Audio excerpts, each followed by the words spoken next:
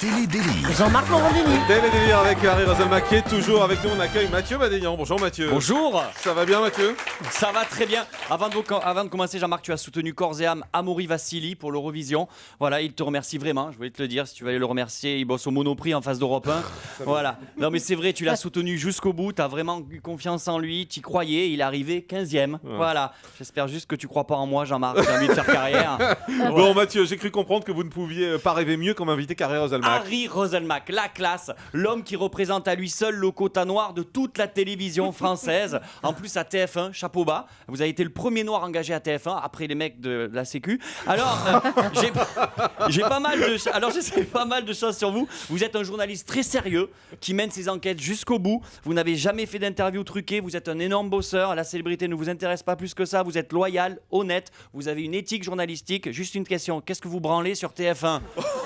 Sérieux. Et attention Harry, j'ai l'impression que TF1 a une très mauvaise influence sur vous. Ben si Harry, pour moi vous êtes le mec funky, branché cool, le Snoop Doggy Dogg de la télé.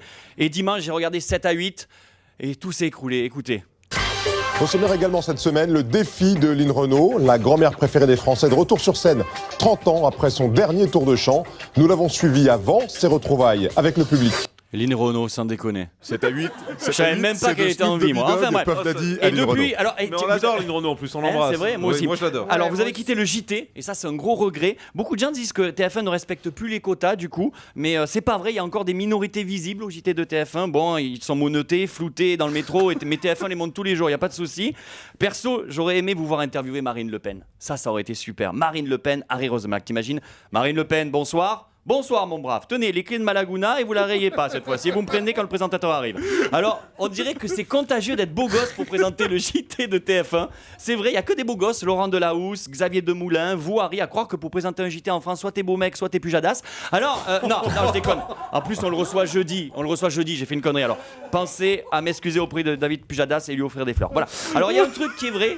Il a d'autant plus de mérite alors. C'est Oui, vrai, bien sûr. mais c'est vrai que vous êtes tous compétents pour présenter le JT. Hein. En France, soit t'as du talent, soit t'es Pujadas. Non, merde, putain, merde.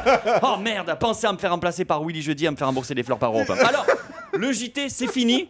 On vous retrouve dans votre émission sur la prostitution ce soir. Je vais regarder, moi ça fait longtemps que j'ai pas eu de nouvelles de Ribéry. Alors, la première fois que je vous ai vu dans votre émission, c'était en immersion dans une banlieue. Bon, c'était plutôt facile pour vous, faut dire. Un conseil quand même, n'essayez pas immersion à Neuilly, vous allez vous faire repérer direct. Et dans votre émission, au cœur de la cité, vous parliez de drogue. Et ce soir, c'est la prostitution. Harry, il y a Bernard de la Villardière qui a appelé, faut arrêter de lui piquer tous ses sujets, il va gueuler. Dans le journalisme, on le sait, il y a des sujets qui sont réservés. Les putes et la drogue, c'est Nanar. La BAC, c'est Carole Rousseau. Les sujets à la con, c'est Pernod. En tout cas, c'est courageux de votre... c'est ma dernière. C'est courageux d'aller en immersion dans le milieu des prostituées parce que c'est risqué. C'est vrai, hein, soit tu ramènes un scoop, soit une MST. Mais ce qui est bien dans votre métier, c'est que... Immersion, c'est les prostituées, ça s'appelle du journalisme. Hein, chez moi, ça s'appelle un dimanche soir. Non, je déconne. Une fois, j'ai eu une relation tarifée avec une prostituée. Elle faisait le trottoir, elle m'a accosté, je lui ai donné 50 €. Je lui ai dit, allez, viens, on va faire l'amour direct. Elle m'a dit, ok, laissez-moi finir mon PV et j'arrive. Alors, je reste persuadé que vous faites quand même le plus beau métier du monde. C'est quand même la classe. Il n'y a pas beaucoup de jobs où tu pars le matin en disant, bon chérie, j'y vais, je vais bosser. Par contre, tu m'attends pas pour manger. Ce soir, je vais aux putes.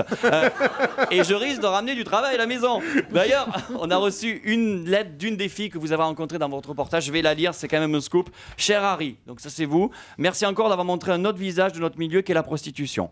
Je profite que tu me lises pour te rappeler que tu dois toujours 40 € à Adriana.